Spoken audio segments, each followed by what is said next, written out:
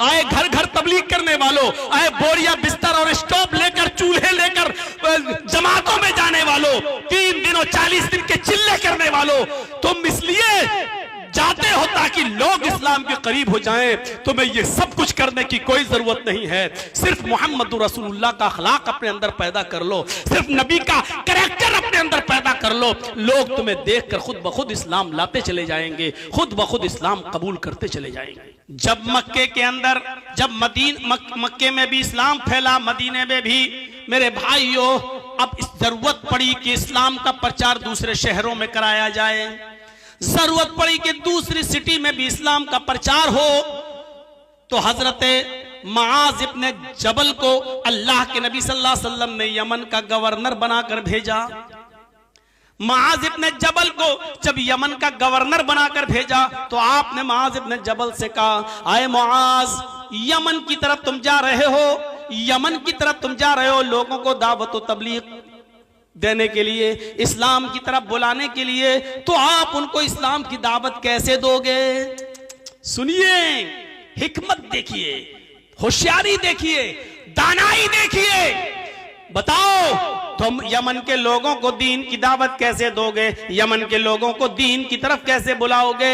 हजरत मुआज इब्न जबल इसका जवाब देते हैं, क्या अल्लाह के नबी, मैं उनसे कहूंगा कि बुनियल इस्लाम वाला खमसिन, शहादत अल्लाह इलाहा इल्लल्लाह व अन्ना मुहम्मदर रसूलुल्लाह व इकामिस सलाह व ईताइज ज़कात वल हज व सौम रमजान। मैं उनसे कहूंगा कि कलमा पढ़ो, ला इलाहा इल्लल्लाह मुहम्मदुर रसूलुल्लाह, तौहीद पर कायम हो जाओ। तुम्हारे ऊपर 5 वक्त की नमाज फर्ज है, तुम्हारे ऊपर रमजान के पूरे महीने का रोजा फर्ज है, तुम्हारे ऊपर इस्तिताअत होने पर ज़कात भी फर्ज है, तुम्हारे ऊपर खाने काबा का हज बैतुल्लाह की ज़ियारत जिंदगी में एक बार तुम्हारे ऊपर फर्ज है। अल्लाह के नबी ने कहा, ना आए मुआज, तुम इस तरीके से दावत दोगे तो यमन के लोग कभी तुम्हारे करीब नहीं आएंगे। इस्लाम की बुनियाद कितनी चीजों पर है? किसी से पूछें कि बताओ कि इस्लाम के पिलर कितने हैं, तो आप जवाब देंगे 5।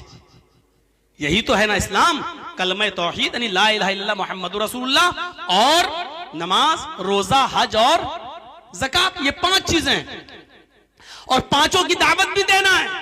लेकिन आपने क्या कहा, आए मुआज, और मुआज ने भी सही बात कही थी, अल्लाह के रसूल, हम इस्लाम की तरफ बुलाएंगे, उनको इस बात का हुक्म देंगे। तो अल्लाह के नबी सल्लल्लाहु अलैहि वसल्लम ने क्या फरमाया, ना आए मुआज, ऐसा अगर करोगे तो कोई इस्लाम के करीब नहीं आएगा। इस्लाम में 5 वक्त की नमाज, वो भी सख्ती के साथ हर हाल में, और फिर ज़कात, फिर रोजा भी, हज भी। आए मुआज, लोग इसको बहुत बड़ी मुसीबत समझने लगेंगे और भाग जाएंगे, कोई तुम्हारे करीब नहीं आएगा। आज वही हमारी हालत हो रही है। हमारे अमल आज ऐसे हैं कि लोग बजाय करीब आने के दूर हो रहे हैं। जिस कौम को देखकर, सुन लीजिए, बहुत बड़ी बात कह रहा हूं मैं, इस्लाम अल्लाह की कसम नबी अकरम के मौजिज़े दिखाने से नहीं फैला। आप समझते हैं कि चमत्कार दिखाने से इस्लाम फैला? नहीं, खूब दिखाया अल्लाह के नबी सल्लल्लाहु अलैहि वसल्लम ने। प्यासे थे लोग, काफिरों ने कहा, मोहम्मद बता, तेरी कौम के लोग प्यास से तड़प रहे हैं, कैसे पानी पिलाएगा? पानी हमारे पास है। नबी अकरम ने फरमाया बिस्मिल्लाह, और आपकी उंगलियों के पोर से पानी के चश्मा बहने लगता है, पानी टपकने लगता है। सारे सहाबा नबी अकरम सल्लल्लाहु अलैहि वसल्लम की उंगलियों से गिरने वाले पानी को पी रहे हैं, लेकिन नबी का ये मौजिज़ा देखने के बाद भी काफिर इस्लाम नहीं ला रहे हैं। वो नबी से जंग करने पर आमादा है, इस चमत्कार को देखने के बाद भी कोई इस्लाम नहीं ला रहा है। अबू जहल कह रहा है कि मोहम्मद बता दो कि मेरी उंगली में, मेरी मुट्ठी में क्या है, अगर बता दोगे तो हम इस्लाम ले आएंगे, ईमान ले आएंगे। अल्लाह के नबी फरमाते, इस मुट्ठी को अपने कान में लगा, तेरे हाथ में जो कंकरियां मुट्ठी में बंद हैं वो मेरा कलमा पढ़ रही हैं। अबू जहल ने जब मुट्ठी को कान में लगाया तो कंकरियों से, पत्थर की कंकरियों से कलमे की आवाज आ रही थी, अशहदु अल्ला इलाहा इल्लल्लाह व अशहदु अन्ना मुहम्मदन अब्दुहु व रसूलुहु। अबू जहल ने नबी अकरम का ये मौजज़ा देखा कि कंकरियां कलमा पढ़ रही हैं, लेकिन इसके बावजूद वो इस्लाम नहीं लाया। कौन कहता है कि चमत्कार देखने से इस्लाम फैला, मौजज़ों से इस्लाम फैला? खंदक का मौका उठाओ, सहाबा किराम भूखे हैं, अल्लाह के नबी भी पेट पे पत्थर बांधे हुए हैं। एक सहाबी ने कहा, अल्लाह के नबी मेरे पेट पे पत्थर बंधा है, देखिए मुझे भूख की शिद्दत है, खंदक नहीं खोदी जा रही है, अब काम नहीं हो रहा है, कुछ मिल जाता, किसी के पास सत्तू हो, खजूर हो, एक घूंट दूध ही मिल जाए।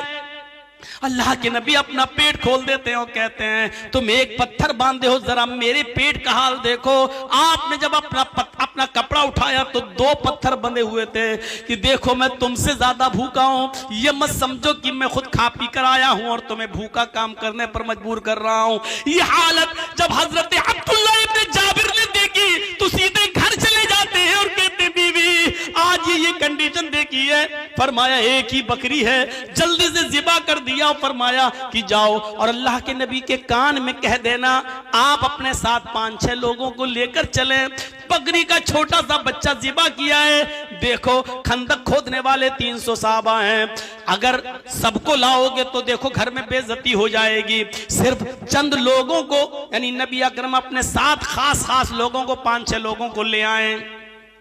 अल्लाह के नबी सल्लल्लाहु अलैहि वसल्लम के पास हजरत जाबिर आते हैं, अब्दुल्ला इब्न जाबिर, और कहते हैं, जाबिर इब्न अब्दुल्ला आते हैं और कहते हैं कि अल्लाह के नबी हमने अभी बकरी का एक छोटा सा बच्चा ज़िबा कर दिया है, हमारी बीवी ने कहा है 4-5 आदमी जो आपके पास हो आप उनको लेके चलिए और घर में हम खाना खा लेते हैं। अल्लाह के नबी के कान में कहा जा रहा है 4-5 लोगों को लेके चलिए, लेकिन अल्लाह के नबी फरमाते हैं आए खंदक वालो इधर आओ, इधर आओ, हजरत जाबिर ने तुम्हारी दावत की है। जाबिर रज़ी अल्लाह ताला अन्हु की सिटी गुम हो जाती है कि क्या कह रहे हैं अल्लाह के नबी, हम तो 4-5 लोगों की बात कर रहे हैं और आप 300 आदमियों को दावत। फरमाया कि जाओ अपने घर और अपनी बीवी से कह देना, अपनी बीवी से कह देना पड़ोस की एक औरत को बुला लाओ, वो रोटियां बेलती रहे, तुम तवे पर रखती रहना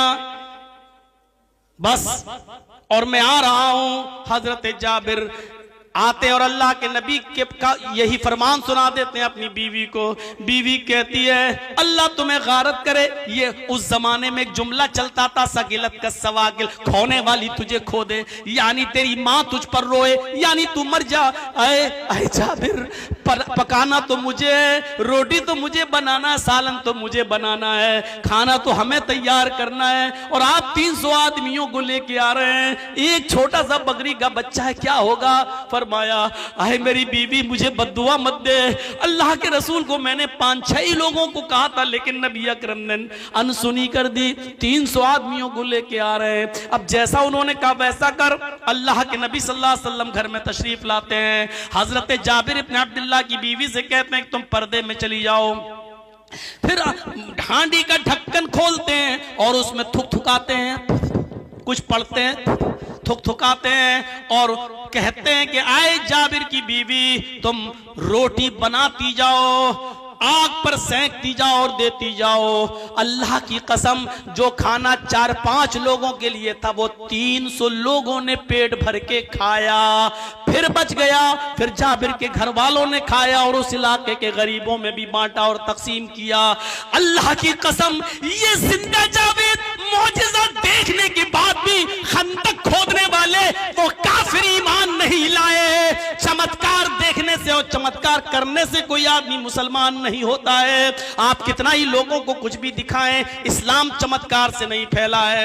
हजारों की भीड़ है, कहती है कि मोहम्मद चांद के 2 टुकड़े करके दिखाओ हम ईमान लाएंगे। अल्लाह के नबी उंगली का इशारा कर देते हैं, चांद के 2 टुकड़े हो जाते हैं। पूरी दुनिया ने देखा चांद के 2 टुकड़े, लेकिन इस चमत्कार इस मौजिज़े को देखकर भी कोई इस्लाम नहीं लाता है। इस्लाम नहीं फैला है मौजिज़ों को दिखाकर, इस्लाम नहीं फैला है चमत्कार दिखाकर, इस्लाम तो फैला है अपना अपना अमल दिखलाकर, इस्लाम तो फैला अपना किरदार दिखलाकर। इस्लाम लंबी चौड़ी तकरीरों से भी नहीं फैला, इस्लाम फैला अपने आला अखलाक और आला करैक्टर और अच्छे आदत की वजह से। नबी अकरम की अच्छी आदतों को देखा, फौरन लोग इस्लाम लाते चले गए। मेरे भाइयों याद रखिए, चमत्कार और मौजिज़े अगर इस्लाम के फैलने का जरिया होते तो मोहम्मद रसूलुल्लाह से बढ़कर मौजिज़े दिखाने वाला कौन होता। मेरे भाइयों कुरान से बड़ा मौजिज़ा फिर क्या होता। लेकिन आप याद रखिए कि इस्लाम मौजिज़ों से को दिखाकर नहीं फैला,